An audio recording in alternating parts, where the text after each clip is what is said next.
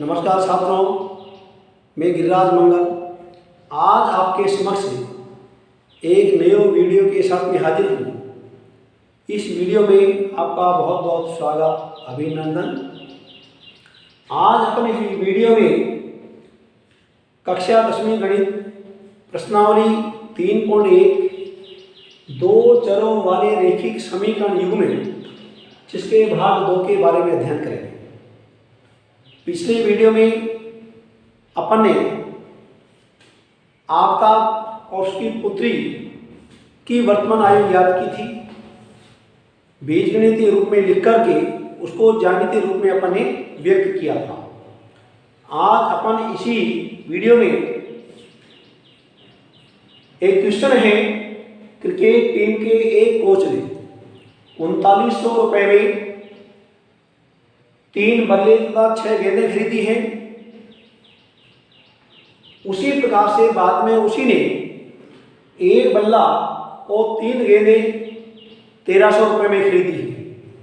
इन दोनों स्थितियों को बीजगणितीय रूप में लिख करके ज्यामितीय रूप में अपन को व्यक्त करना है। तो सबसे पहले अपन ये देखेंगे कि अपन को बल्ले की कीमत का पता नहीं, एक गेंद की कीमत का पता नहीं, तो अपन क्या करते हैं। देखिए, माना एक बल्ले का मूल्य क्या मान लें अपन 100 रुपये और एक गेंद का मूल्य मान लेते हैं अपन कितना y रुपये, ये अपन मानते हैं। तो एक बल्ले का मूल्य माना, एक गेंद की कीमत को अपन ने माना, तो कंडीशन के अनुसार देखिए, यानी स्थिति फर्स्ट के अनुसार अपन देखेंगे। स्थिति फर्स्ट के अनुसार 3 बल्ला और 6 गेंदें हैं, तो क्या हो जाएगा 3x प्लस का 6y बराबर कितना होगा 3900 रुपये। ये कंडीशन नंबर 1 हुई। कंडीशन नंबर 2 के अनुसार हम देखते हैं, स्थिति सेकंड के अनुसार बाद में उसी ने क्रिकेट टीम के कोच ने क्या किया कि एक तो बल्ला खरीदा और 3 गेंदें खरीदी, कितने की 1300 रुपये की। ये हमारे समीकरण नंबर 2 हमको प्राप्त हो गया। 3 बल्ला और 6 गेंदों का मूल्य 3900, एक बल्ला और 3 गेंद का 3y, एक बल्ले का 1y, 3 बल्ले का 3x, 6 गेंद का 6y, ये दोनों मिलकर के कितना हो रहा है 1300। ये हमारे समीकरण नंबर तो हमको प्राप्त हो गया। दो ये तो क्या हो गया, इनको कहते हैं बीजगणितीय।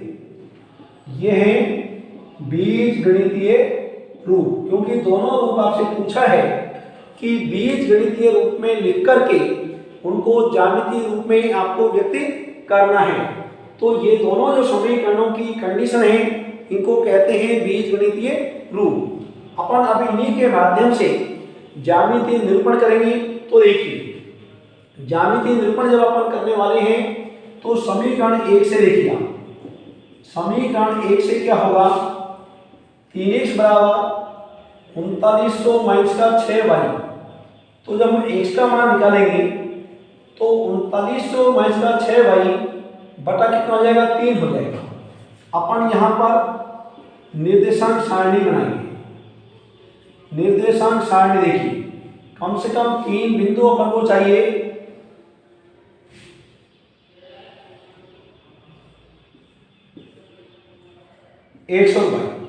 हम y का मान ऐसे रखेंगे। ध्यान करना, जब बटे में कोई संख्या आ जाती है तो अपन को मान उसी के अकॉर्डिंग रखना पड़ेगा। यहाँ y का मान यदि अपन 0 रख लें, 6 × 0 0 हो गया, 3900 में 3 का भाग दिया, यहाँ 1300 आपको प्राप्त हो जाएगा।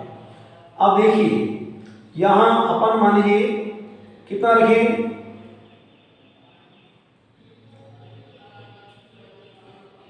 600 रख दें मान लीजिए। तो 6 × 6 कितना हो गया 3600। 3600 की बाकी निकाले 300, 300 में 3 का भाग देंगे, कितना हो जाएगा ये 100 हो जाएगा। अपन मान लीजिए यहाँ 300 रख देंगे। कितना रख दें, 300 रख दें। तो 36 18 तो अपन यहाँ और भी ज्यादा बड़ा मान रखिए तो ज्यादा ठीक रहेगा। यहाँ 500 रख दें तो 6 पंजे 30 यानी 3000 हो गया। 3000 हो गया तो 3900 में से जब 3000 की बाकी निकालेंगे तो 900 बचेगा। 3 का भाग लग जाएगा, यहाँ 300 हो जाएगा, ये 300 जाएगा। अब देखिए ये हो गया ना। अपन यहाँ माइनस का मान क्यों है, अपन समझते हैं कि अब यहाँ अपन ऊपर माइनस का मान भी आ जाए, कोई दिक्कत नहीं, आ जाएगा। तो यहाँ देखिए, अगर मान लीजिए यहाँ 600 से तो 3600 हो रहा है, 7 6 का 42। हाँ, यहाँ अपन यहाँ 700 मान रख दें। देखिए 700 रख दें तो 7 6 का 42, 3900 की बाकी निकालेंगे 300, माइनस का बचेगा, 3 का भाग देंगे तो माइनस का 100 हो जाएगा। अब यहाँ माइनस का आपने इसलिए नहीं लिखा, नीचे रखने को रख सकते हैं, किंतु यहाँ 3900 से भी बड़ा मान आ रहा था, इसलिए अपने उचित नहीं समझा। तो ये निर्देशांक अपन को प्राप्त हो गए। ध्यान दीजिए, निर्देशांक क्या प्राप्त हो गया अपन को, 1300, 0, 100 और 600, 300 और फिर यहाँ 500, यहाँ माइनस का 100 और यहाँ 700। देखिए अब इसी प्रकार से अपन यहाँ समीकरण 2 को लेंगे। समीकरण 2, क्योंकि सबसे महत्वपूर्ण कार्य अपन को निर्देशांक प्राप्त करना है, उसके बाद में फिर हम उसका ज्यामितीय निरूपण करने वाले हैं। समीकरण 2 में आप देखिए, ये है आपके पास समीकरण नंबर 2, क्या, x प्लस का 3y, x प्लस का 3y बराबर क्या है हमारे पास, 1300 है। तो x बराबर कितना हो गया, 1300 माइनस का 3y।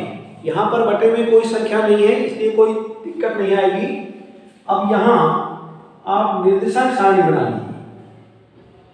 निर्देशांक सारणी देखिए,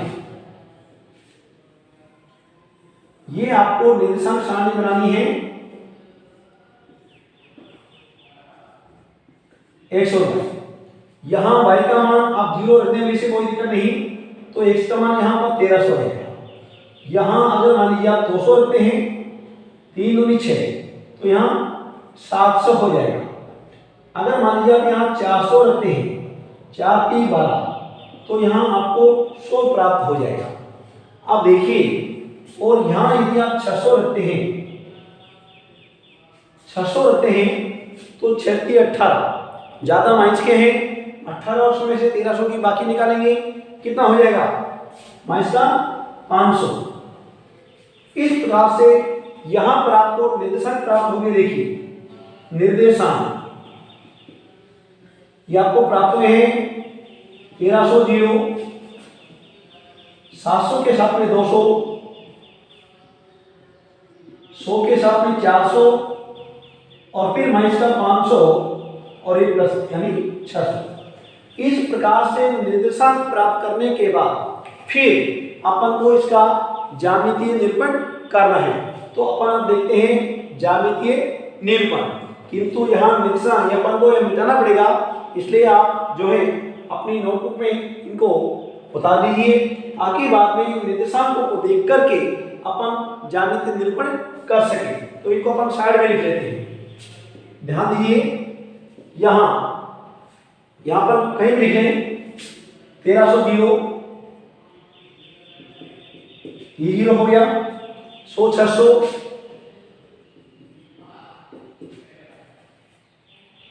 300 500 और माइनस का 100 700। ये पहले समीकरण हो गए। इसी प्रकार दूसरे समीकरण के 1300 0, 700 200, 100 400, ये 4 निर्देशांक अपन ने दूसरे समीकरण से प्राप्त करें। कम से कम 3 अपन को प्राप्त करना है। अब इसके बाद में हम इसका ज्यामितीय निरूपण करते हैं। देखिए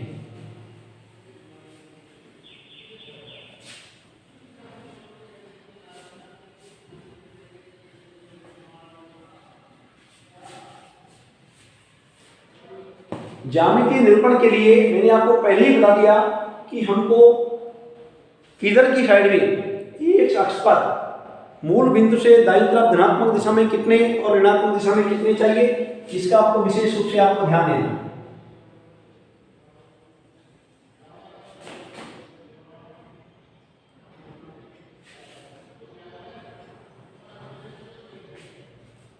जीरो, एक, 3, 4,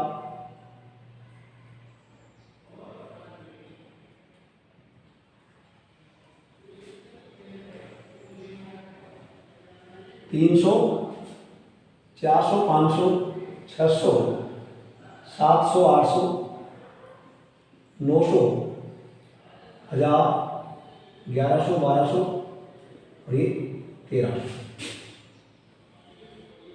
यहाँ एक लिख दीजिए और यहाँ पर देखिए आपको मैक्सिमम जो है वो 500 का आपको दर्शाना है। ये माइनस का 100, 200, 300, 400, 1, 500। इस प्रकार से आपको y की तरफ देखिए आप मैक्सिमम आपके 7 हैं, 1, 2, 3, 4, 5, 6, 7। ये 100, 200, 300, 400, 500, 600 और ये 700। नीचे आपको देखना है आपको कितने कॉलम चाहिए, नीचे की तरफ नहीं, कोई बात नहीं। तो यहां माइनस का 100, माइनस का 200 इस तरह लिख दीजिए। यहां ये y डैश लिखिए। अब अपन को निर्देशांकों का अंकन करना है। देखिए 1300 चल करके फिर अपन को 0 पे चलना है, यानी y की तरफ नहीं चलना। फिर 100, 600, 100 के बाद में आपको 600 जाना है। ये आपका 100, 600 हो जाएगा। फिर 300, 500, 300 के बाद में आपको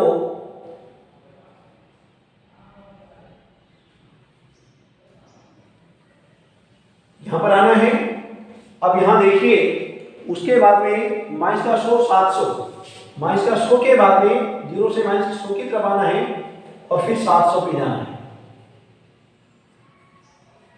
अब इन सभी बिंदुओं को आपको एक सीधे आपको जो है इन सभी बिंदुओं को आपको मिलाते हुए करना है।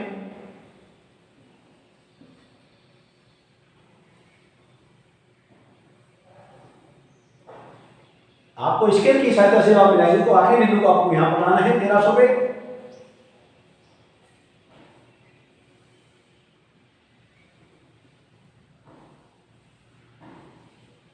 इस तरह आपको बिल्कुल स्केल की तरह चलना है। स्केल से आपको मिलाने के बाद में यहां आप 1300 0 लिख दीजिए, यहां 300, 500 ये आप लिखेंगे, 100 और 600 आप लिखेंगे और माइनस का 100, 700 ये माइनस का 100 और ये 700 हो जाएगा। अब ये तो समीकरण नंबर 1 हो गया, वो भी आप यहां लिख देंगे। समीकरण 1 था आपका क्या, 3x प्लस का 6y बराबर कितना था, 3900। ये समीकरण 1 आपने लिख दिया। अब समीकरण 2 के निर्देशांकों को आपको दर्शाना है। 1300 0 ऑलरेडी है, 700, 200, 700 और 200 देखिए ये 700, 200 हो जाएगा। 100, 400, 100 और फिर 400 पे आपको चलना है, ये 100, 400 हो जाएगा आपका। उसके बाद में माइनस का 500 और 600 और फिर 600 पे जाना है। माइनस 500 पे चलने के बाद में इस प्रकार से आपको ये बिंदु अंकित करने के बाद इन चारों बिंदुओं को आपको मिलाते मिलाना है।